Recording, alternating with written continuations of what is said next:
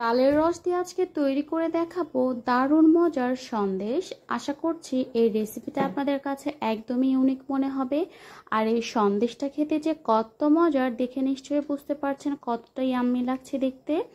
আর আশা করছি এরকম করে সন্দেশ আপনারা তালের সিজনে একবার হলেও বানিয়ে খাবেন। এখানে আমি তালের সন্দেশ তৈরি করার জন্য প্রথমে নিয়ে নিলাম 1 কাপ পরিমাণ তালের পিউরি।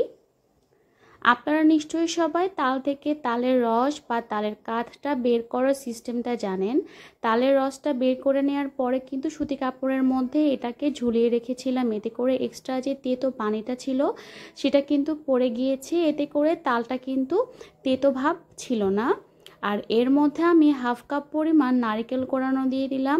এই 1 কাপ তাল আর 1/2 কাপ নারকেল কোড়ানো কিছুক্ষণ আগে হালকা আঁচে ভেজে নিব। এতে করে কিন্তু নারকেলের কাঁচা ভাবটা চলে যাবে। আর এই তালের রসটা কিন্তু আগে থেকে আমি জাল করে রেখেছিলাম, কাঁচা তালের রস এখানে আমি সরাসরি ব্যবহার করিনি। তালের রস আর নারকেলটাকে কিছুক্ষণ নেড়েচেড়ে এরকম করে একটু শুকিয়ে নিচ্ছি, এতে করে কিন্তু কাঁচা ভাবটা আরও অনেকটাই কমে যাবে। এর মধ্যে আমি দিয়ে দিচ্ছি মালাই। আমি অফিস কিনে কিন্তু মালাইটা তৈরি করে নিয়েছিলাম। 1.5 কেজি পরিমাণ দুধকে জাল করে আমি 1/2 কেজি করে নিয়েছি। এভাবেই কিন্তু মালাই তৈরি হয়ে গেছে। আর মালাইটা যদি আমি দেখাতে যাইতাম তাহলে কিন্তু ভিডিওটা অনেক বেশি লং হয়ে যেত, এই জন্য করে আমি অফিস কিনে মালাইটা তৈরি করে নিয়েছি। এই সন্দেশ তৈরি করার সময় কিন্তু এখানে আপনাকে অবশ্যই মালাই ব্যবহার করতে হবে, কারণ এমনিতেই যে নর্মাল দুধটা আমরা ব্যবহার করি সেটা সরাসরি এই তালের মধ্যে দেওয়া যাবে না, তাহলে কিন্তু অনেকক্ষণ ধরে আপনাকে এটা রান্না করতে হবে। আর এর মধ্যে আমি এক্সট্রা কোনো কর্নফ্লাওয়ার বা আটা বা গুঁড়ো দুধ বা কনডেন্স মিল্ক বা অন্য কোনো কিছুই কিন্তু দেইনি। শুধু চুলোর আঁচটা মিডিয়ামে রেখে কিন্তু এটাকে অনবরত নেড়ে চেড়ে একদম শুকিয়ে ফেলতে হবে। আপনারা যদি চান হাতের সময় কম থাকে তাহলে কিন্তু এর মধ্যে 1 চামচ পরিমাণ সুজি অ্যাড করতে পারেন, কিন্তু আমি এখানে কোনো কিছুই কিন্তু ব্যবহার করিনি।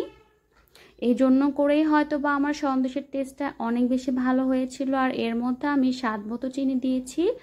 এখানে আপনারা চিনিটা বুঝে শুনে দিবেন, কারণ এটা কিন্তু শুকে অনেকটাই কমে যাবে। চিনির পরিমাণটা কম হলে কিন্তু ভালো হয়, কারণ দুধ যখন আপনি মালাই করে ফেলবেন তখন কিন্তু সেটা এমনিতে অনেক বেশি মিষ্টি হয়ে যায়। দেখেন কতটা শুকিয়ে এসেছে। আর এর মধ্যে যেহেতু নারকেল আছে এর জন্য করে এটা খুব দ্রুতই শুকিয়ে আসবে। আপনাকে জাস্ট ধৈর্য ধরে এটা তৈরি করে নিতে হবে। এর মধ্যে আমি 1 চামচ পরিমাণ ঘি দিয়ে দিচ্ছি। এরকম পর্যায়ে কিন্তু ঘিটা ব্যবহার করতে হবে।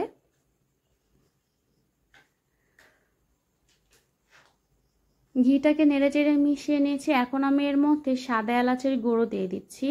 এরকম যখন সন্দেশের ব্যাটারটা একদম বেশি শুকনো শুকনো হয়ে যাবে সে পর্যায়ে কিন্তু এলাচের গুঁড়োটা দিতে হবে, এতে করে খুব সুন্দর একটা ফ্লেভার আসে। আর চুলোর আঁচটা কিন্তু মিডিয়ামে রেখে পুরো কাজটা করতে হবে। দেখেন কতটা ঘন হয়ে গেছে বা কতটা শুকিয়ে এসেছে। এভাবে যখন প্যানের গা ছেড়ে দিবে তখন বুঝতে হবে সন্দেশের ডোটা কিন্তু রেডি হয়ে গেছে। দেখেন কত সুন্দর মতো কিন্তু পুরোটা এক সাইডে উঠে আসছে। এভাবেই কিন্তু বুঝতে হবে যে এটা সন্দেশ তৈরি করার জন্য একদম রেডি হয়ে গেছে।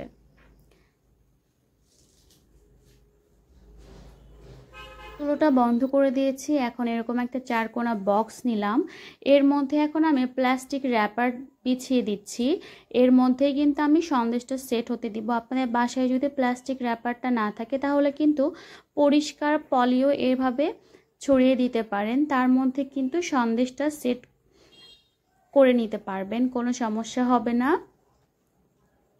এর মধ্যে এখন আমি গরম অবস্থাতেই সন্দেশের সবটুকু যে তৈরি করে নিয়েছিলাম সবটুকু এর মধ্যে দিয়ে দিচ্ছি। এটা থেকে কিন্তু খুব সুন্দর একটি স্মেল আসবে। আর এরকম হালকা একটু নরম ছিল, এটা যখন ঠান্ডা হয়ে যাবে আর এটা কিন্তু ফ্রিজে রাখবো সেট হওয়ার জন্য, তখন কিন্তু এটা খুব সুন্দর মতো শক্ত হয়ে আসবে।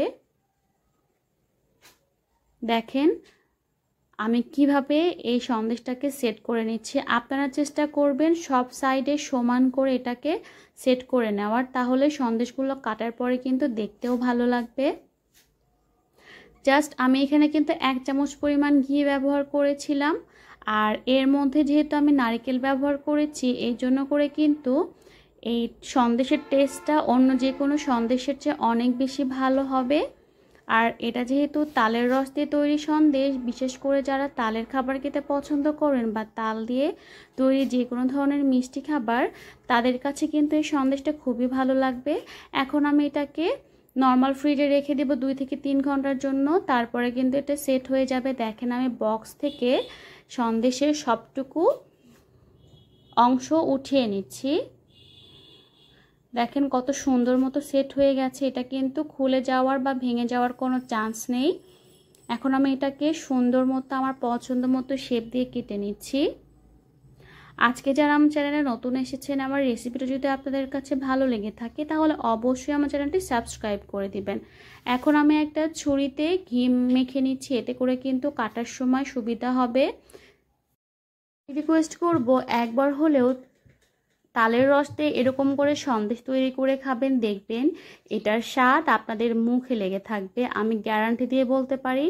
আপনারা যদি হুবহু আমার মতো করে রেসিপিটা বাসায় ট্রাই করেন তাহলে কিন্তু অবশ্যই এটা আপনাদের অনেক বেশি পছন্দ হবে। দেখেন আমি আমার পছন্দ মতো শেপ দিয়ে কিন্তু কেটে নিচ্ছি। আমি প্রথমে একটু হালকা করে দাগ দিয়ে নিচ্ছি, কারণ কাটার পরে কোনো অংশ ছোট কোনো অংশ বড় থাকলে কিন্তু দেখতে ভালো লাগবে না। এজন্য আমি চেষ্টা করেছি সবগুলোকে একই সমান করে কেটে নেওয়া হয়ে গেছে। এখন আমি এগুলোর উপর দিয়ে পেস্তা বাদাম কুচি দিয়ে দিচ্ছি, এতে করে কিন্তু সন্দেশের লুকটা অনেক বেশি ভালো আসে। এই সন্দেশটা কিন্তু আপনারা বানিয়ে 3 থেকে 4 দিন নর্মাল ফ্রিজে সংরক্ষণ করে খেতে পারবেন। এটা টেস্ট কিন্তু একদম একই রকম থাকবে।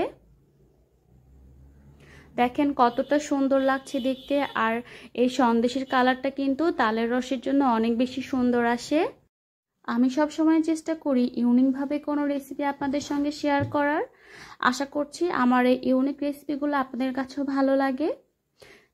যাদের কাছে আমার রেসিপিটা ভালো লাগে তারা অবশ্যই আমার পাশে থাকবেন। দেখেন সন্দেশগুলো কিন্তু আমি সবগুলো সার্ভ করে নিলাম। এতক্ষণ যারা আমার সঙ্গে ছিলেন, আমার রেসিপিটা পুরোটা দেখেছেন, তাদেরকে অসংখ্য ধন্যবাদ। দেখা হবে আবার নতুন কোনো পর্বে, সে পর্যন্ত ভালো থাকবেন। আল্লাহ হাফিজ।